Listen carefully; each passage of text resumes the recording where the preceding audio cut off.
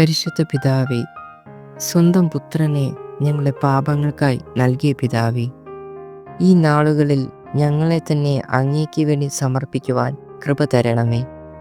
ഞങ്ങളുടെ വികാരങ്ങൾ, പ്രവൃത്തികൾ, പ്രതികരണങ്ങൾ, ചിന്തകൾ, പെരുമാറ്റം, സ്വഭാവം, ബന്ധങ്ങൾ ഇവയെല്ലാം തിരുവിധത്തിന് ഒത്തവണ്ണം ആക്കി തീർക്കണമേ. താഴ്മയോടെ ഞങ്ങളുടെ തെറ്റുകളെ ഏറ്റുപറഞ്ഞ് ഉപേക്ഷിക്കുവാൻ കൃപ തരണമേ. ഞങ്ങളെ കാണുന്നവർ ഞങ്ങളിൽ അങ്ങേ ദർശിക്കുവാൻ ഇടയാവട്ടെ. ക്രിസ്തു മൂലം പ്രാർത്ഥന കേൾക്കണമേ. ആമേൻ. ഇത്രമാ സ്നേഹത്തെ